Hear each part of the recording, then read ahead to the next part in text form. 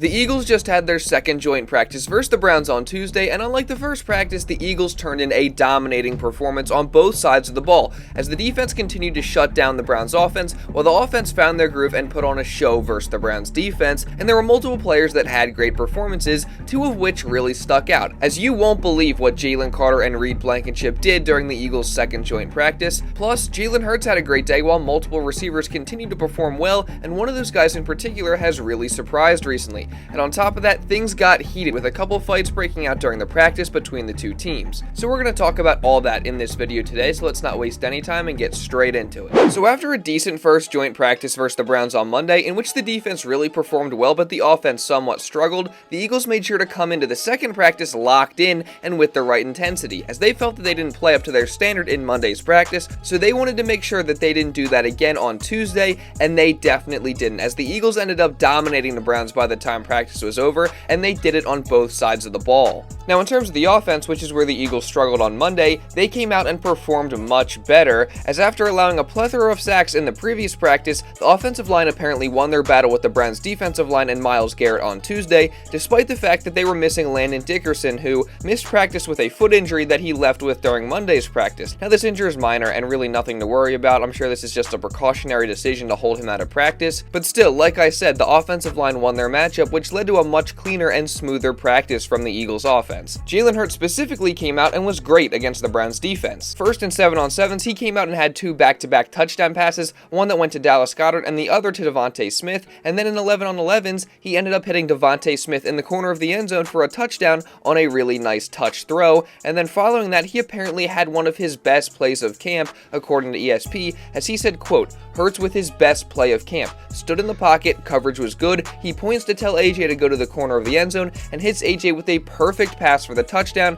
from about 25 out." So overall, it was a really great practice from Jalen Hurts, who was out there rocking the Jordan cleats just after signing with the brand on Monday, which is very fitting because people say that Hurts has kind of got that Jordan-esque mentality. Plus, Jalen Hurts has also rocked plenty of Jordan gear in the past before, and after last year's playoff win over the Giants, if you recall, Nick Sirianni said that having Jalen Hurts is like having Michael Jordan out there. So again, it's definitely fitting that Hurts signed with Jordan, and it's just really cool to see Hurts accomplishing things like this because of the elite level that he has taken his game to. And speaking of elite on the field play, I do want to spotlight DeVonta Smith, who continues to be great during Eagles training camp, specifically versus the Browns, as he oftentimes drew the attention of Browns star cornerback Denzel Ward, and he won that matchup plenty of times. And according to Brandon Lee Gowden, the Browns really didn't have any sort of answer for Smith in practice either. I mean, he obviously had another great performance on Tuesday, like I said earlier, catching a touchdown pass from Hurts in 7-on-7s, and then again in 11-on-11s, and DeVonta Smith continues to put his insane route running ability on display, so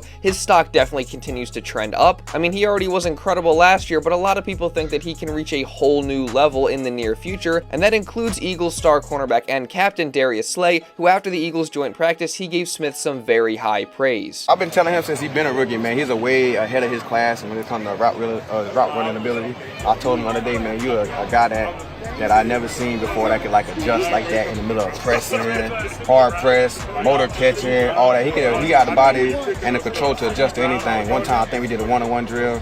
He ran a 7 cut. I covered it very well, you know what I'm saying? But then he just acrobat, catch it behind. Like, he got all the tools. So I told him, like, you know, ain't gonna be too much longer. We're gonna be saying Smitty the best receiver in the league for sure. So obviously, you love to hear that. I mean, Slay and Smitty have clearly developed a nice relationship over the past few years since they've been together, and they also get to go up against each other every single day in practice, so I feel like Slay would know what DeVonta is capable of better than most people. Sure, they are teammates and friends, so Slay's gonna want to hype up his guy a little bit, but there is also definitely weight to comments like that coming from a captain on your team, as well as one of the best DBs in the entire league, so just like Slay, I'm expecting big things from DeVonta this year as he continues to impress in camp. And speaking of impressive camp performances, someone who really surprised with his showing on Tuesday was backup quarterback Marcus Mariota, as he may have had his best day of camp so far, throwing a total of 4 touchdowns through 7-on-7s and 11-on-11s, and he led the second team offense to a clear clear win over the Browns' second-team defense. So overall, it was a great day for Mariota, whose stock definitely has been rising as of late. Someone else whose stock has been going up recently is wide receiver Tyrie Cleveland, who caught another touchdown in Tuesday's practice from Mariota in 11-on-11s from about 25 yards out, and this is following a performance on Monday's practice where he was solid as well. And then of course in the Eagles' preseason game versus the Ravens, Tyrie Cleveland led the team in receiving yards, so he really has been making a case for a roster spot over this past week,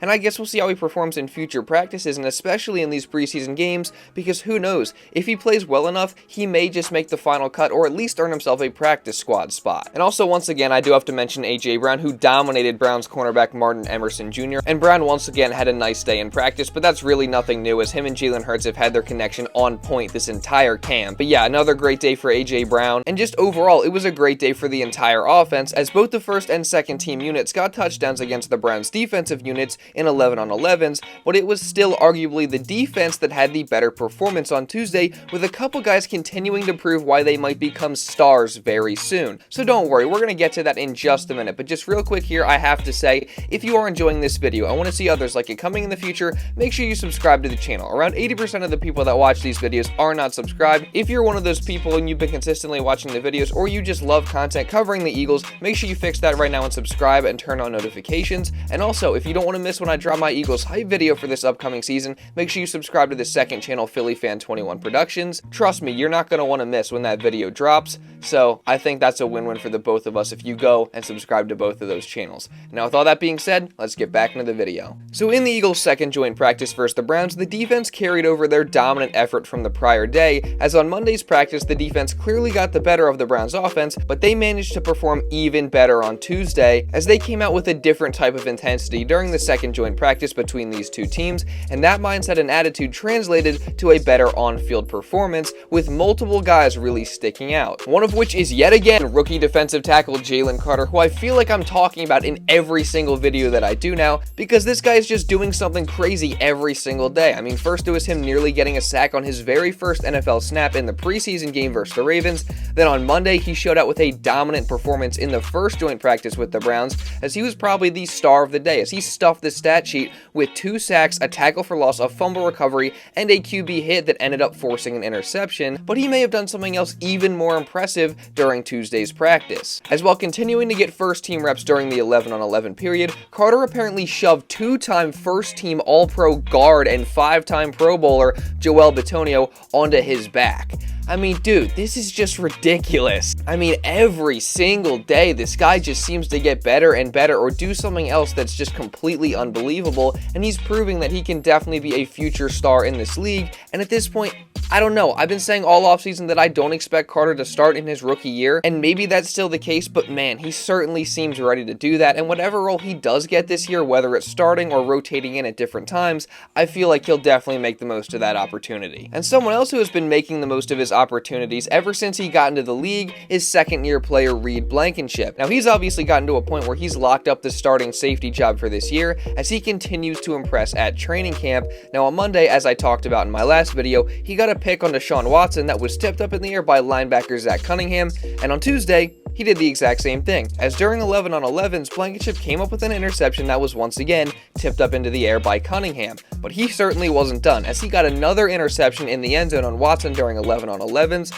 so now that makes 3 interceptions in the past 2 days and 4 over the course of training camp, as he also had one on Jalen Hurts just last week. And this dude seems like an absolute ball hawk right now. He's just always around the football, and this really shows improvement from last year, where he was a really good run defender, but while he wasn't bad in pass coverage, he definitely still had a lot of room to grow and things that he needed to improve on, and he certainly seemed like he's made those improvements with how he's performed during camp. Man, I'm excited about Blankenship, as it really does seem like he has star potential. But what do you guys think? Just how good will Reed Blankenship be this year in his first full season starting, and what kind of numbers will he put up? Let me know your thoughts down in the comments. Now, it wasn't only Reed on the first team defense getting picks on Tuesday, as the second team defense also had an interception, this one coming by way of Josh Jobe, who continues to have an impressive camp and has moved his way up to being this team's top backup cornerback. And just like Jobe, a couple other players' stock continues to trend up as well. One of those guys is Josh Sweat, who continued his dominance from Monday into Tuesday, getting a strip sack on Deshaun Watson.